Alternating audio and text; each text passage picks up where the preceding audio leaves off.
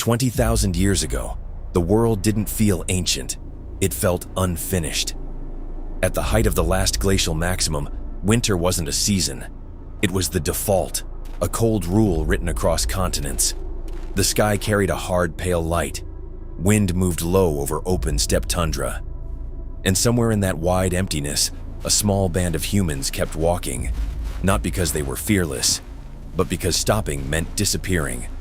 They lived inside a planet with lower seas and wider horizons, where coastlines sat far beyond today's shores and plains, stretched into places now drowned.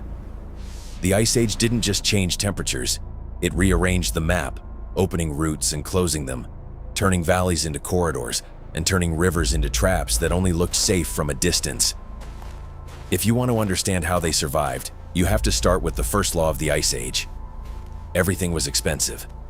Heat was expensive. Food was expensive. Mistakes were fatal. A day could begin with breath freezing in the beard, with eyelashes crusted white, with fingers already numb before the sun even climbed. They did not wake in comfort. They woke in strategy. Shelter came first, not the dramatic kind, not a perfect cave every night, but whatever could block wind and hold warmth. Sometimes it was a shallow pit scraped into snow and lined with hides. Sometimes it was a low frame of poles and ribs, weighted with stone, sealed with grass, moss, and packed snow to trap air. Sometimes it was a cave mouth, not because it was cozy, but because rock did not move when storms arrived. And inside those shelters, you didn't see firelight romance. You saw survival engineering, a small controlled flame, fed slowly, guarded from drafts, never allowed to roar, because smoke could choke a sleeping family, and wasted fuel meant death later. The Ice Age wasn't survived by bravery, it was survived by restraint. Clothing was not fashion, it was armor made from life itself. Thick hides, layered furs, stitched sinew, wrapped feet, covered necks, everything designed to keep wind from stealing heat at the seams. And even then, cold still found a way in, through wet cuffs, through soaked leggings, through a single tear that turned into a freezing bite against skin. So they carried extra wraps. They dried what they could. They slept close. Heat was shared. Not because it felt good, because it was math. But warmth wasn't the only problem. The real enemy was hunger that didn't announce itself until the body was already weak. Ice Age landscapes could look endless and empty, but they were alive in narrow windows. Seasonal pulses of migration, brief surges of fish in shallow water, pockets of edible roots where snow thinned, and the moving wealth of animals that turned the land into a calendar. Reindeer, horse, bison, saiga, and in some regions, giants of the cold, mammoth, woolly rhino. These animals didn't live scattered like modern wildlife. They moved in patterns, following grazing, following wind-blown ridges where grass still showed, following routes that humans learned the way you learn prayer, by repeating it until it becomes part of your bones. But here's the tension nobody talks about. Hunting wasn't just chasing food, it was gambling with injury. A broken ankle could be a death sentence. A deep cut in freezing weather could become infection. So they hunted with patience. They used the landscape.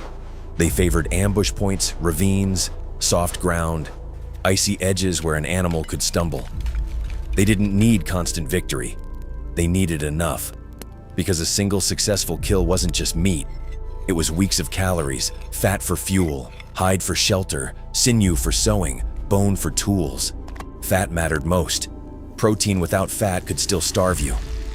In the cold, calories were not luxury. They were fire inside the body. And while the hunt sounds heroic, the daily truth was quieter. Most days were gathering, cutting, scraping, drying, storing, repairing. If you want the most realistic image of Ice Age life, it isn't a spear in midair. It's hands working in the wind. It's a woman slicing thin strips of meat to dry. It's a man reshaping a stone edge. It's a child carrying kindling, learning the weight of survival early, because childhood was not protected by the world. Even water was dangerous. Snow could be melted, but melting took fuel. Rivers could be crossed, but ice was never loyal to the living. So they watched. They listened. They learned the hollow sound beneath their steps. They spaced out when crossing. They tested routes. They avoided thin edges where current moved under frozen skin. The Ice Age punished carelessness without drama. One wrong choice, and the story ended in silence. And still, they kept moving, because movement was their advantage. While ice sheets locked the far north beneath massive frozen weight, the world beyond was a patchwork of harsh but usable land. Open plains, frozen coasts, river valleys, and exposed shelves where today there is only sea. In sometimes in places, lower sea levels created land bridges and wider shorelines, making migration possible across routes that no longer exist. That didn't make travel easy. It made it necessary. People followed animals. People followed seasons. People followed the thin line between enough and nothing. And if you're wondering what kept them going when food ran thin, when storms erased tracks, when the sky gave no mercy, the answer isn't strength. It's social survival. No one endured the Ice Age alone for long. Groups shared labor, shared watch, shared knowledge.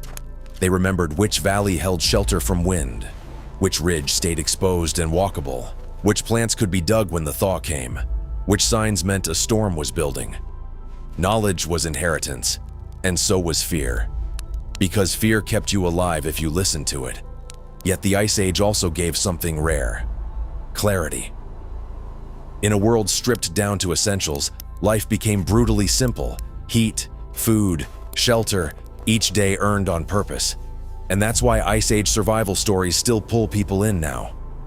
Because deep down, we recognize the truth. Comfort is recent, but adaptation is ancient. The Ice Age did not forgive error. It rewarded adjustment. And when the fire finally burned steady against the wind, when a shelter held through the night, when meat dried and hands stopped shaking, the world outside didn't become friendly. It just became survivable. The plains still stretched cold and wide. The coast still waited beyond the horizon. The rivers still hid their moving water beneath pale skins of ice. And tomorrow would demand the same price again. But they would rise anyway. They would walk anyway. Because they had learned the only method the Ice Age ever respected: change fast, waste nothing, and never cross the same world the same way twice.